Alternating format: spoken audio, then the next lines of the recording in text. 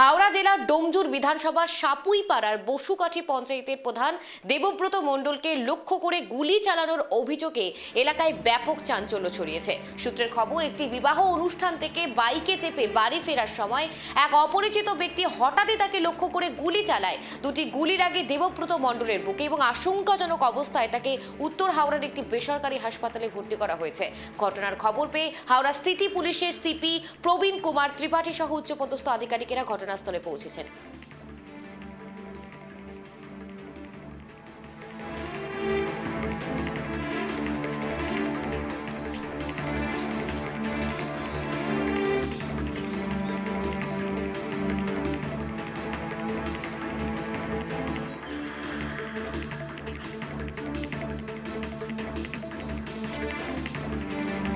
আমরা যে খবর দিকে নজর রাখছি ডোমজুরের দিকে, ডোমজুরে রীতিমতো তৃণমূল এক কর্মীকে কিন্তু রীতিমতো এই গুলিকাণ্ড ঘটেছে এবং সেই কারণেই বারংবার চাঞ্চল্য ছড়িয়ে পড়ছে এবং ঘটনার তদন্ত শুরু করেছে পুলিশ। আতঙ্ক এলাকায়, ভোটের আগে আবারও আতঙ্কের ছাপ দেখা যাচ্ছে হাওড়াতে। রীতিমতো গুলির ঘটনা, বিবাহ অনুষ্ঠান থেকে ফেরার পথেই হামলা হয়েছে বলে জানা যায় এবং এই ঘটনার জেরে আবারও চাঞ্চল্য সৃষ্টি হয়ে গিয়েছে এবং সামনে রয়েছে 26শে বিধানসভা নির্বাচন এবং ভোটের আগে আবারও আতঙ্ক বিরাজমান হাওড়া জেলা জুড়ে।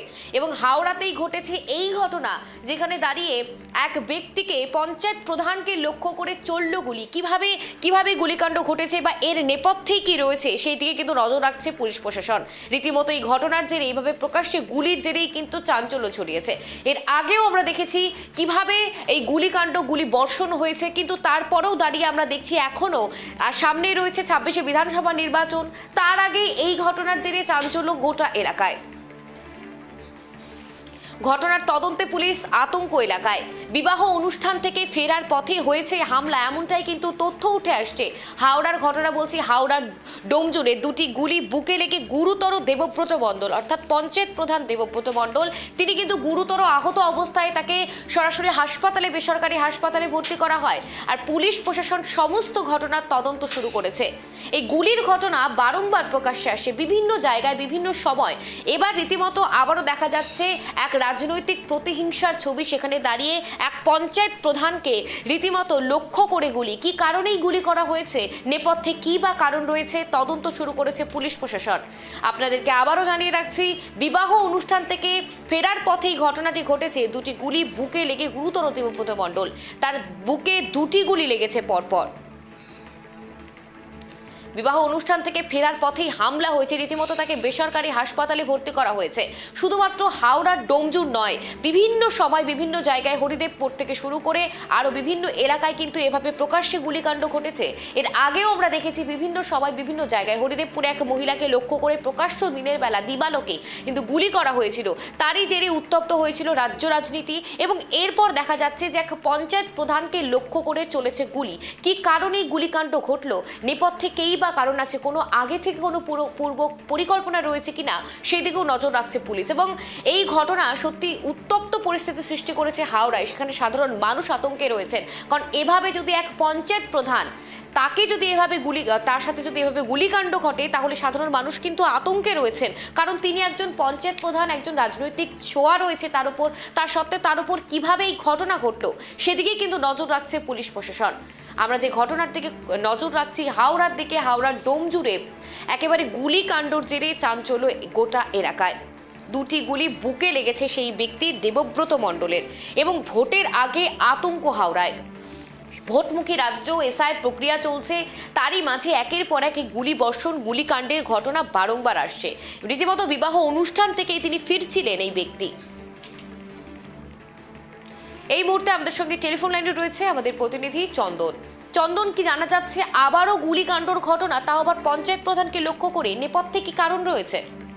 দেখো, তোমাকে প্রথমেই বলে রাখি, এই যে দেবব্রত মণ্ডল, ডাক নাম বাবু, এই বাবু যখন রাত্রিবেলা, যখন 10:30 নাগাদ বিয়ে বাড়ি থেকে যখন বাড়ির দিকে রওনা দিচ্ছিলেন, সেই তোমার এই যে মোটা বুড়ো শিবতলা মন্দির, সেই রাস্তায় এক দুষ্কৃতী তাকে গুলি করে, পরপর 5-6 রাউন্ড গুলি করে এবং প্রথম যে গুলিটা লাগে যে ওর যে ড্রাইভার, সেই ড্রাইভার তার হাতে গুলি লাগে এবং তারপরে যে ওর প্রধান, পঞ্চায়েতের প্রধান, তার পেটের কাছে মানে তল পেটে গুলি লাগে এবং হাতে গুলি লাগে এবং সঙ্গে সঙ্গে তিনি মাটিতে লটিয়ে পড়ে। তারপরে এলাকার লোক বা স্থানীয় লোক যে ওদের যে কর্মীরা যারা ছিল তারা কিন্তু সঙ্গে সঙ্গে একটা বেসরকারি হাসপাতালে নিয়ে গেলে তাকে চিকিৎসকেরা তারা চিকিৎসা শুরু করে এবং তারপরেই ঘটনার যে এই ঘটনাকে কেন্দ্র করে যে এলাকায় যে চাঞ্চল্য ছড়ায় এবং যে পশুঘাটি যে এলাকা, পঞ্চায়েত এলাকা, সেই এলাকায় কিন্তু লোক আতঙ্ক রয়েছে এবং এলাকা পুলিশের সূত্রে যেটা জানা গেছে যে এটা 9M পেস্টাল বলেই শনাক্ত করছে এবং এই যে দুষ্কৃতী, সেই দুষ্কৃতী যে গুলি করে পালিয়েছে তার খোঁজে কিন্তু তল্লাশি চালাচ্ছে পুলিশ এবং এই যে এলাকার যে সিসিটিভি ফুটেজ, সেই সিসিটিভি ফুটেজ তৈরি করে সিসিটিভি ফুটেজ সংগ্রহ করে তাকে কিন্তু তদন্ত শুরু করেছে আমাদের ডোমজুর বেলুর থানার পুলিশ। চন্দন, এই ঘটনা কি কোনো রাজনৈতিক প্রতিহিংসা বা রাজনৈতিক কোনো পূর্ব পরিকল্পনা রয়েছে? কারণ এভাবে এক পঞ্চায়েত প্রধানকে গুলিকাণ্ড সত্যি তো চাঞ্চল্য ছড়িয়েছে। দেখো, গোষ্ঠী গন্ধ বলে বলবো না, কিন্তু এই যে ঘটনাকে কেন্দ্র করে কিন্তু একই গোষ্ঠীর, একই তৃণমূলের কর্মীরা, এই যে মেরেছে সেও কিন্তু তৃণমূলের একই দলের কর্মী এবং কি কারণে মেরেছে সেই তদন্ত কিন্তু শুরু করেছে যে কেন মারা হলো তাকে। এর আগেও কিন্তু এই যে দেবব্রত মণ্ডল, তাকে কিন্তু 5 বছর আগেও একই জায়গায় কিন্তু গুলি করা হয়েছে এবং সেই গুলিতে কিন্তু আহত অবস্থায় কিন্তু ভর্তি হয়ে যায়, কিন্তু অল্পের জন্য রক্ষা পেয়ে যায়। কিন্তু তারপরে এই যে ঘটনা, সেই ঘটনা কেন ঘটছে এই নিয়ে কিন্তু তদন্ত শুরু করেছে বেলুর থানার পুলিশ। চন্দন, সামনেই তো এই ভোটমুখী রাজ্যে যেখানে নিরাপত্তাজনিত ব্যবস্থা জোরদার হওয়া দরকার, সেখানে এরকম বারংবার ঘটনা ঘটছে। শুধুমাত্র হাওড়া নয়, এর আগে আমরা হরিদেবপুরে দেখেছিলাম, সেখানেও ঘটেছিল একই ঘটনা। হ্যাঁ দেখো, এইটা একবার দুবার নয়, এটা এই সামনে ভোট আসছে, এই ভোটের মধ্যে কিন্তু এই যে রাজনীতির খেলা শুরু হচ্ছে, এইটাই কিন্তু বিরোধী দলেরা বলছে যে এটা গোষ্ঠী কন্দলের মধ্যেই মনে হচ্ছে, কিন্তু তৃণমূলের পক্ষ থেকে যে বিজেপি, তৃণমূলের পক্ষ থেকে জানিয়েছে এটা গোষ্ঠী কন্দল না, এটা কিন্তু বিজেপি দুষ্কৃতির তাণ্ডব। কিন্তু দুষ্কৃতি বলতে গেলে আমরা যেটা খোঁজ পেয়েছি পুলিশের সূত্রে যে এই যে দুষ্কৃতি গুলি করেছে তিনিও নাকি তৃণমূলের কর্মী। সুপ্রিয়া, এখনো পর্যন্ত চন্দন কাউকে গ্রেপ্তার করেছে পুলিশ? দেখো, এখনো পর্যন্ত তাকে গ্রেপ্তার করা হয়নি, তারা কিন্তু খোঁজে তল্লাশি চালাচ্ছে। এলাকার যে সিসিটিভি ফুটেজ, সেই সিসিটিভি ফুটেজ কিন্তু খতিয়ে দেখছে পুলিশ এবং এই যে গুলি করে যে গলির ভেতর দিয়ে গেছিল, এই গলির ভেতর দিয়ে কোথায় গেল বা কি কারণে কোথায় এই লোকটা কোথায় থাকতো, সেই কিন্তু তল্লাশি চালাচ্ছে পুলিশ। সুপ্রিয়া, ধন্যবাদ চন্দন। আমরা যে খবরের দিকে নজর রাখছি, ঘটনার তদন্তে পুলিশ আতঙ্ক এলাকায় দুটি গুলি বুকে লেগে গুরুতর আহত, রীতিমতো তাকে আশঙ্কাজনক অবস্থায় সেই পঞ্চায়েত প্রধানকে তাকে বেসরকারি হাসপাতালে ভর্তি করা হয়েছে। কি কারণে এই ঘটনা আমার প্রতিনিধি কিন্তু তুলে ধরলো আপনাদের সামনে এবং দুটি গুলি লেগেছে তার বুকে। দেবব্রত মণ্ডল, যার ডাকনাম বাবু মণ্ডল, রীতিমতো এই ঘটনার জেরে আবারও এক আশঙ্কা সৃষ্টি হয়েছে ডোমজুড়ে। কারণ ভোটমুখী রাজ্য, বারংবার একের পর এক ঘটনা প্রকাশ্যে আসছে, সেখানে দাঁড়িয়ে নিরাপত্তাজনিত ব্যবস্থা আরও জোরদার করা উচিত, এমনটাই কিন্তু সাধারণ মানুষ বলছেন এবং সাধারণ মানুষ রীতিমতো এই ঘটনার জেরে আতঙ্ক বিরাজমান। আমরা সবাই মিলে দেখছি ঘটনাটা কি, এখনো কিছু বুঝতে পারছি না। পুলিশ ব্যাপারটা তদন্ত করছে, সিবি সাহেব নিজে গেছে ওখানে, ডিসি নর্থ গেছে, আমরা সবাই এখানে রয়েছি, তদন্ত হচ্ছে। নিশ্চয়ই উনি এখন মোটামুটি চিকিৎসা চলছে। এখন কিচ্ছু বলা যাবে, এইসব ব্যাপারে কিচ্ছু বলা যাবে না। আমরা চাই, উনি আমাদের সমিতির সভাপতি, আমরা চাইছি তাড়াতাড়ি যাতে উনি সুস্থ হয়ে যায়। এখন একটা ঘটনা ঘটেছে, সাপুই পাড়ার গ্রাম প্রধান, ওনার উপরে একটা গুলি চলেছে, এখন উনি হসপিটালাইজ হয়েছেন, ওনার ট্রিটমেন্ট শুরু হয়েছে। এরপরে বাকি ইনভেস্টিগেশন করে যে যারা এর মধ্যে ইনভলভ আছে তাদেরকে